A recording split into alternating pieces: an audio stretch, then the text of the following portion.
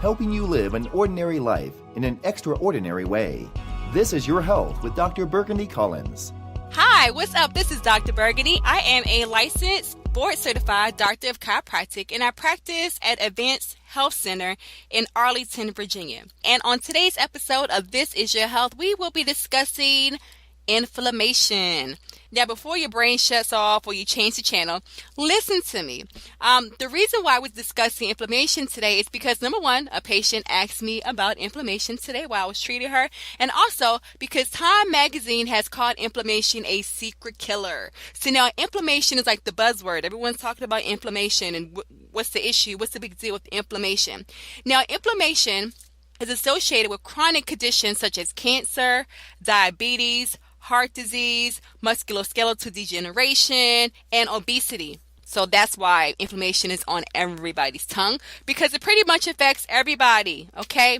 So what I'm going to do today is I'm going to discuss with you the causes of inflammation and then tell you how you can implement an anti-inflammatory diet to decrease the inflammation levels in your body and to do your best to avoid getting or developing one of those chronic conditions. Let's first talk about what is inflammation. Now, inflammation is part of our body's natural healing response, okay? It's what occurs naturally in our body to help it heal.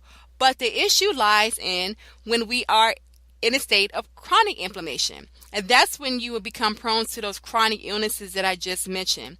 Now, what are some causes of inflammation? Now, inflammation can be caused by stress. It can be caused by lack of exercise. It can be caused by poor body movements or derangement of your joints. It can also be caused by allergens and environmental factors, and also infections, both bacterial and viral. Inflammation can also be caused by your diet, or actually a poor diet. So now I'm going to share with you an anti-inflammatory diet so that you can do what you can do to decrease the levels of inflammation in your body. According to Chiropractic Economics, they have a list of an anti-inflammatory diet. And I've already posted a blog post a long time ago about foods that are low in inflammation. So you can either go back to that or you can just simply listen to the following. Now, a good anti-inflammatory diet consists of fruits, veggies, even some starches and some legumes and some fish and some meat. And also, some fats as well. So let me specifically tell you what you can eat in terms of this anti-inflammatory diet. Now, in the fruit category, you should stay away from oranges because oranges can lead to high levels of inflammation, but you can definitely eat unsweetened, fresh, frozen, canned, water packed, unsweetened fruits. You can also consume unsweetened fruit juice, except for, as I said, orange juice. Now, as far as veggies are concerned, you can pretty much eat any vegetable, whether it be raw, steamed, sauteed, juice, roasted, whatever. The only veggies you should pretty much try to stay away from or limit is corn and cream vegetables. Okay, they won't have any anti-inflammatory properties associated with them. Starches are fine. You don't have to cut out starches. However, you will want to avoid wheat, as I said, corn, barley, rye, and pretty much any gluten-containing product because they lead to high levels of inflammation. So that means you can still have the rice, you can have your oats, you can have your quinoa, which is something I have not yet gotten into, I will admit. I guess I just have to find like a cool way to eat it. The times I've had it, I don't know. I'm still not yet convinced. But that's neither, here or there. Also, with the anti-inflammatory diet, you can still have bread. You can still have cereal. But again, stay away from foods that are made from wheat. And again, all gluten-containing products. Legumes are fantastic. You can have your beans, you can have your peas, your lentils.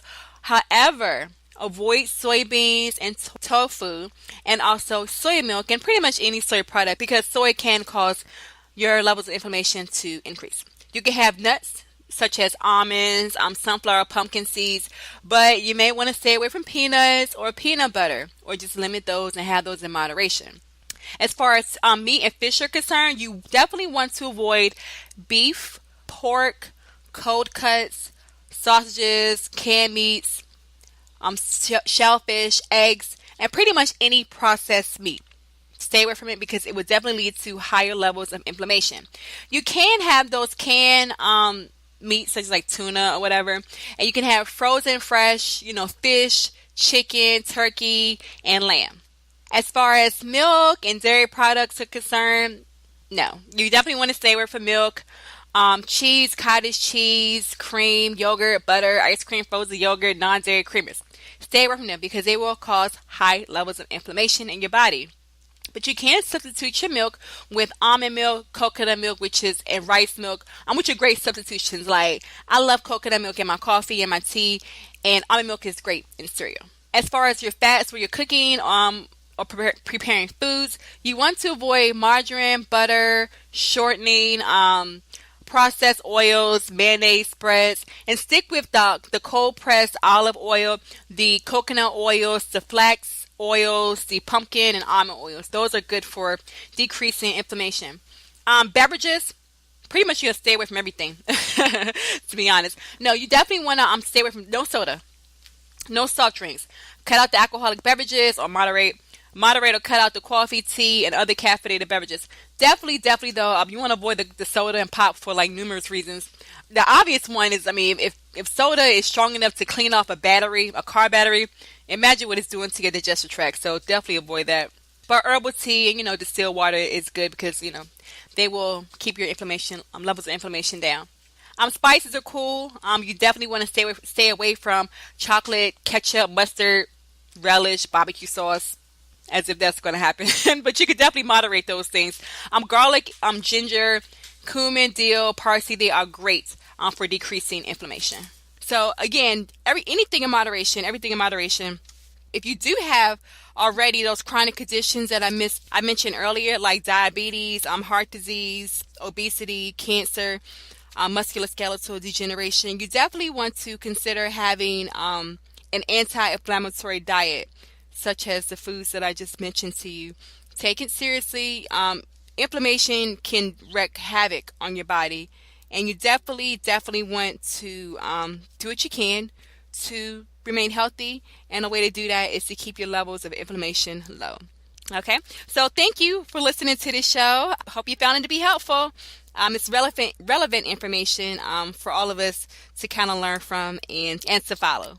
So thank you for checking out this episode of This Is Your Health with Dr. Burgundy. If you want to submit a question or a topic for me to discuss on a future podcast, simply go to www.drburgundy.com. That is DRBURGANDI, and submit it on the website there. Or you can also hit me up with a Twitter post /tweet, or hit me up on Facebook. The handle to both of those locations is Dr. Burgundy, and again, it's DRBURGANDI. This show can now be heard on Stitcher. Woohoo! Super excited about that. So make sure you log on to Stitcher, download the app, check out many entertaining and informative podcasts such as This Is Your Health. Rate us so that we can creep our way on up the rankings.